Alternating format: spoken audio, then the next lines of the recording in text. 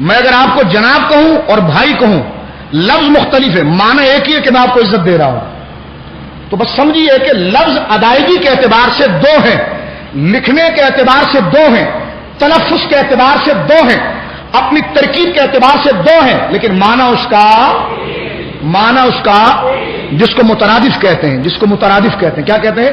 مترادف اس کو کہتے ہیں جو لفظ لکھت میں، پڑھ بولنے میں، املے میں مختلف ہو، لیکن معنی اس کا، بولیے معنی اس کا، طاقت اور قوت الگ الگ لفظ ہے کہ نہیں؟ معنی ایک ہی ہے، بولو نا، طاقت اور قوت مترادف ہے نا؟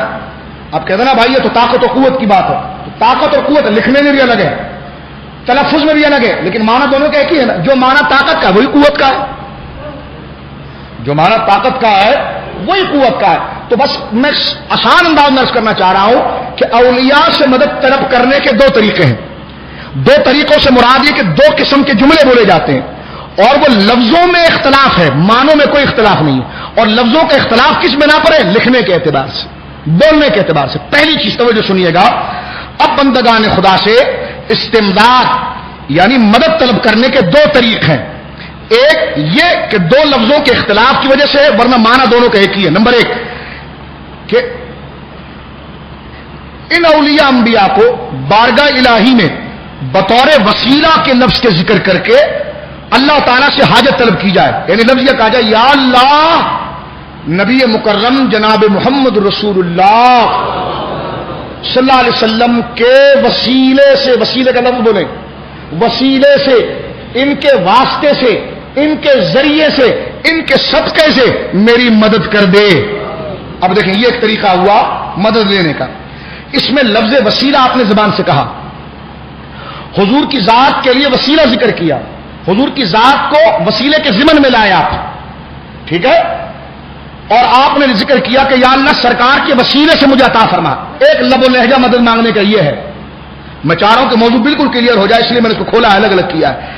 ایک مدد مانگنے کا لب و لہجہ یہ کہ یا اللہ مدد فرما نبی پاک کے وسیلے سے، غوث پاک کے وسیلے سے، اور ایک لب و لہجہ یہ ہے کہ مدد تو اللہ ہی سے طلب کرنا مقصود ہوتا ہے، مگر لفظ وسیلہ ذکر نہیں کیا جاتا، بلکہ براہ راست مجازن اسی کو کہہ دیا جاتا ہے، یا رسول اللہ آپ دے دو نا،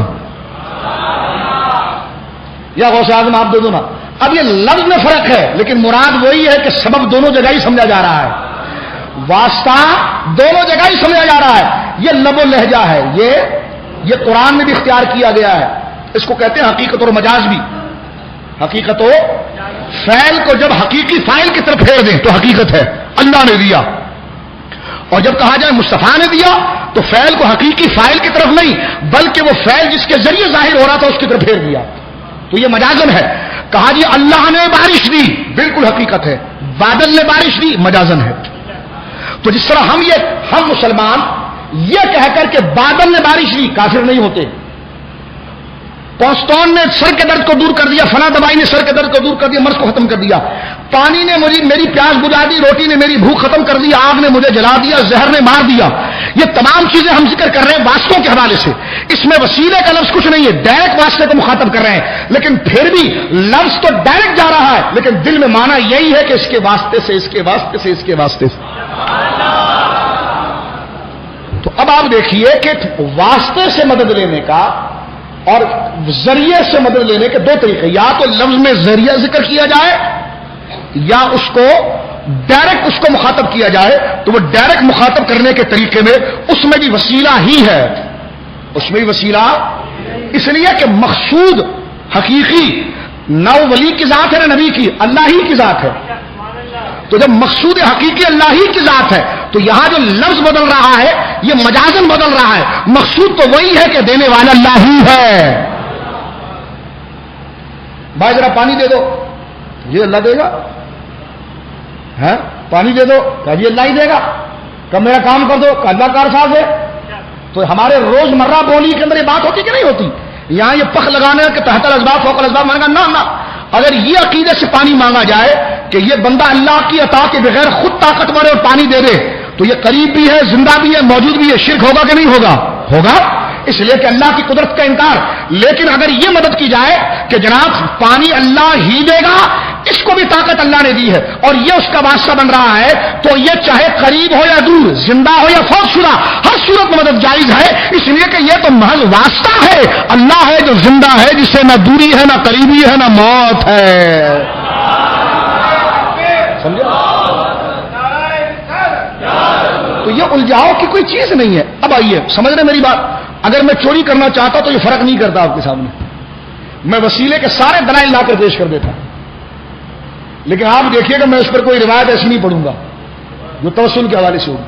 میں انشاءاللہ آپ کے سامنے وہی روایت پڑھوں گا جس میں براہ راست کلام ہوگا وہ بھی وسیلہ ہی, لیکن لفظ میں نہیں ہوگا, ذہن و دل میں ہوگا. ذہن و, کیونکہ ڈائریکٹ اضافت کو یہ شرک قرار دیتے ہیں, ڈائریکٹ اضافت کو. مثال کے طور پر دیکھیے, ایک طریقہ مدد مانگنے کا یہ کہ ان کا نام لے کر بطور وسیلہ لفظ ذکر کر کے مدد مانگا جائے. ایک یہ ہے کہ براہ راست انہی سے مدد طلب کی جائے اور مراد و مقصود یہ ہو, مراد و مقصود ہو تفسیر عزیز دینا, مراد و مقصود یہ ہو کہ یہ اللہ رب العالمین سے دلوا رہے ہیں. اب سنیے, یہ کہنا کہ یار تم وسیلے کا لفظ کیوں نہیں بولتے, غیر مقلد وسیلے کے مکمل منکر ہیں, جبکہ دیوبندی اس کے بالکل قائل ہے. سرفراز گکھڑوی نے تسکین الصدور پوری اسی کے جواب میں لکھی ہے. خود دیوبندی فرقے میں دو گروہ ہو گئے تھے اور ہیں. ایک مماتی گروپ ہے جو انبیاء کو قبر میں زندہ نہیں مانتا, اور ایک ان میں گروپ ہے حیاتی. دیکھیے خود معاذ اللہ اہل سنت پر اللہ کا فضل ہے کہ ان میں عقیدے کا اختلاف نہیں ہے. دیوبندیوں تو میں کئی دفعہ عرض کر چکا ہوں کہ عقیدے کا اختلاف ہے. دونوں ہی اشرف علی تھانوی صاحب کے ماننے والے, گنگوہی کے ماننے والے, ناؤتی کے ماننے والے, لیکن ایک دوسرے پر کفر کا فتویٰ دیتے ہیں. اس لیے کہ ایک گروہ وہ ہے جو نبی پاک کو قبر میں زندہ مانتا ہے, دوسرا کہتا ہے معاذ اللہ حضور قبر میں زندہ نہیں, اللہ کے پاس زندہ ہے. ان میں آپس میں مناظرے ہوتے ہیں جو نیٹ پر آپ سن سکتے ہیں, یوٹیوب پر سارے ڈلے ہوئے ہیں تو نبی کے حوالے سے یہ موجود ہے. خود ان کے آپس میں لڑائیاں ہیں. تو سرفراز گکھڑوی جو اس وقت دیوبندیوں کے سب سے مسلم ترجمان ہے, انہوں نے اپنی برادری کے نافرمان غداروں کے خلاف کتاب لکھی تسکین الصدور. آج تک تو انہوں نے گلدستہ توحید کتاب لکھ کر یہ کہا تھا کہ نہ کوئی وسیلہ جائز ہے, نہ کوئی جائز ہے, نہ کوئی مدد جائز ہے, سب حرام ہے, سب حرام ہے. پورے وہ وہاں پر غیر مقلد اور نجدی بن گئے تھے. لیکن جب ان کے ہی گھر لوگوں نے شرک کا فتویٰ دیا اور انہوں نے کتاب دیکھی کہ تھانوی صاحب نے اس کے جواز کے فتوے دیے ہیں, تو فوراً انہوں نے کتاب لکھی تسکین الصدور. تسکین الصدور کے اندر انہوں نے وسیلے کو مانا اور صاف طور پر کہا ہم علماء دیوبند مدد کے قائل ہیں, لیکن براہ راست نہیں, وسیلے والی مدد. اور میں نے کہا پتر جو براہ راست ہوتی ہے وہ بھی وسیلے والی ہی ہوتی ہے, وہ بھی وسیلے والی ہوتی ہے. یہ خواہ مخواہ آپ کچھ اپنی بات بھی تو رکھنی نا, جو اتنی کتابیں پہلے لکھ دی تھی اس سے توبہ کر لیتے, کہہ دیتے غلط بات ہو گئی ہے, لیکن اس پر صرف پردہ ڈالنے کے لیے. کیا کرنے کے لیے؟ گلدستہ توحید جیسی فرسودہ کتاب پر پردہ ڈالنے کے لیے ہے, پردہ ڈالنے کے لیے کہ لگے نہیں ہم استعانت کے قائل ہیں لیکن ہم بریلویوں کی طرح نہیں ہیں. اس نے پوچھا اگر آپ استعانت کے قائل تو بریلوی قائل ہے, تو فرق کیا رہا تمہارے اور ان کے اندر؟ بولے نہیں وہ براہ راست مانتے ہیں, وسیلے کے ساتھ مانتے ہیں. کیا کہا؟ وہ براہ راست مانتے اور ہم وسیلے کے ساتھ مانتے ہیں. تو میں آپ کے سامنے ساری وضاحت کرتا ہوں. ہم سے یہ سوال کیا جاتا ہے کہ جب آپ وسیلے کا لفظ ذکر کر سکتے ہیں تو پھر اس بندے کو مخاطب کیوں کرتے ہیں؟ ہم نے کہا دیکھیں بندے کو مخاطب کریں نہ کریں, جب اس کو واسطہ بنانا ہے تو بس واسطہ بنانا ہے. اسی لیے شاہ عبد العزیز صاحب نے بھی لکھا تھا, غور سے ذرا سنیے گا, کہ غیر کو مظہر اون الہی سمجھے, ٹھیک ہے, اور اس غیر سے مدد طلب کرے. اللہ کا نام نہیں لیا, غیر کا نام لیا نا, غیر سے مدد طلب کرے. تو یہ غیر سے مدد طلب کرنے کا مطلب یہ ہے کہ وسیلے کا لفظ ہٹا کر ڈائریکٹ اس کو کہو دو. سمجھ رہے ہو؟ ڈائریکٹ اس سے کہے دو. محمود الحسن دیوبندی صاحب نے بھی یہی لفظ یہاں پر واضح طور پر لکھا ہے, تفسیر عثمانی میں بھی ہے اور حاشیہ ایاک نعبد و ایاک نستعین پر بھی ہے. انہوں نے واضح طور پر لکھا کہ اگر مقبول بندے کو محض واسطہ رحمت الہی اور غیر مستقل سمجھ کر استعانت ظاہری اس سے کرے, اردو تو آتی ہے نا آپ کو, اس سے کرے, اللہ سے نہیں کہا, اس سے کرے, تو یہ اس سے کرے کا تعلق ڈائریکٹ ہوا کہ نہیں ہوا؟ دیکھیں عبارت انہوں نے لکھی ہے, وہ کہتے ہیں کہ محمود الحسن دیوبندی صاحب کہ اگر کسی مقبول بندے کو محض واسطہ رحمت الہی اور غیر مستقل سمجھ کر, ٹھیک ہے واسطہ تو سمجھ گیا, لیکن واسطہ سمجھے کس طرح, واسطے کو بیان کیسے کریں؟ وسیلے کا لفظ ہے یہ ڈائریکٹ اس سے، تو یہ لکھتے ہیں کہ استعانت ظاہری اس سے کرے تو در حقیقت حق تعالی ہی سے استعانت ہوگی.